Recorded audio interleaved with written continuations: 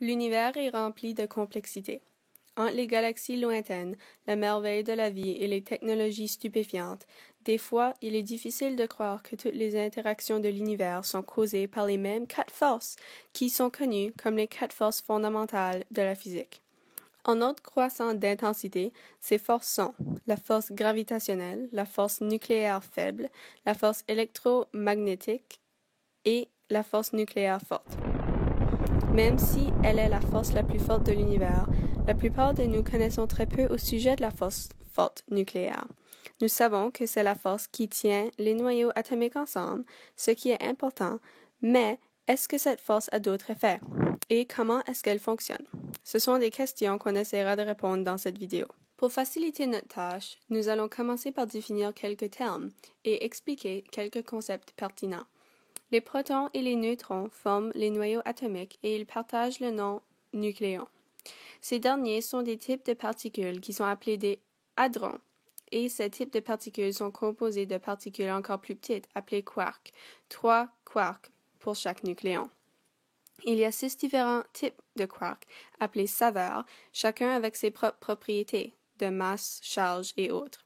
Cependant, seulement les quarks de type D et U sont stables, alors que ce sont ces deux qui composent la plupart de la matière.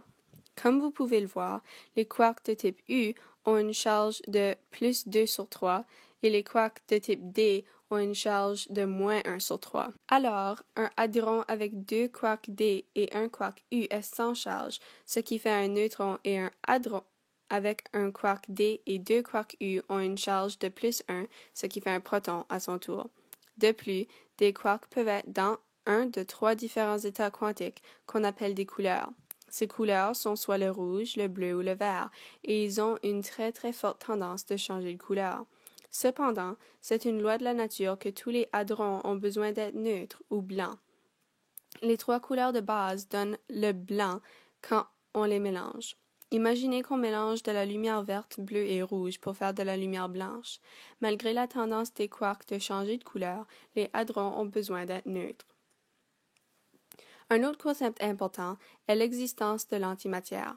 Pour chaque particule, il y a une antiparticule avec la même masse, mais avec toutes les valeurs mathématiques comme la charge et la couleur opposées. L'anticouleur d'une couleur primaire est la combinaison des deux autres couleurs primaires. Par exemple, rouge et anti-rouge, vert et anti-vert, bleu et anti-bleu.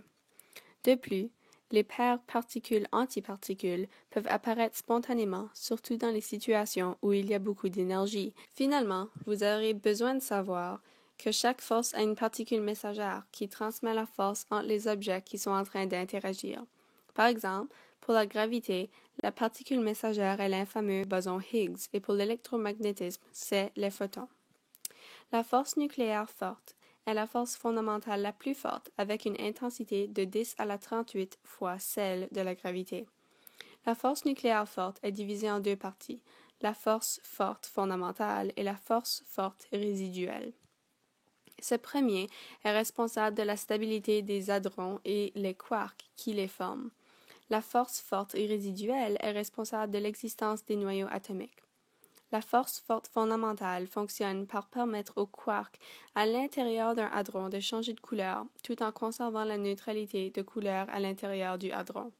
Cela est fait à partir des changements de couleur effectués par le transfert des gluons. Les gluons sont des particules messagères pour la force forte. Ils n'ont pas de charge ni de masse, mais ils ont de la couleur. Chaque gluon est vraiment une paire gluon-antigluon avec une couleur et une anticouleur. Comme on l'a vu avant, c'est pour cela qu'ils peuvent être créés spontanément.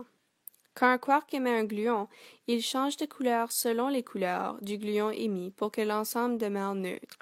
Ensuite, quand le gluon est absorbé, le quark qui l'absorbe change de couleur pour maintenir l'équilibre. Dans cet exemple, un quark bleu émet un gluon bleu anti-vert et devient vert. Ensuite, le quark vert absorbe le gluon bleu anti-vert et devient bleu. Cela se passe parce que le bleu du quark est transmis au gluon bleu et le vert du quark est créé par le gluon anti-vert. Ensuite, une fois arrivés à leur destination, l'anti-vert du gluon et le vert du quark s'annulent Ensuite, le bleu est transmis du gluon au quark incolore. Il y a des centaines de possibilités pour ces échanges de couleurs, mais nous allons seulement explorer ce simple exemple. Ce qui est important de savoir, c'est que dans tous les échanges de couleurs, le mélange de toutes les couleurs des gluons et des quarks donnera du blanc. La raison pourquoi ces interactions créent des liens entre les quarks est parce que les gluons peuvent seulement transférer la couleur à des petites distances et, puisque les quarks ont une forte tendance de changer de couleur, mais ils peuvent seulement le faire à partir des gluons, une forte attraction est créée si les quarks commencent à s'éloigner les uns des autres. Cela est responsable de la stabilité des hadrons, surtout les nucléons. La force forte résiduelle est, comme son nom le suggère, un effet résiduel de la force forte fondamentale. À cause de toute l'énergie qui est créée par la force forte fondamentale, les paires quark-antiquark peuvent apparaître. Celles-ci sont aussi des hadrons et ils sont appelés des pions. Ensuite, les gluons peuvent être échangés entre les quarks du nucléon et celles du pion avant qu'ils vont rejoindre un autre nucléon et interagissent avec elles avant qu'une paire de quarks antiquarks se rejoignent et se détruisent.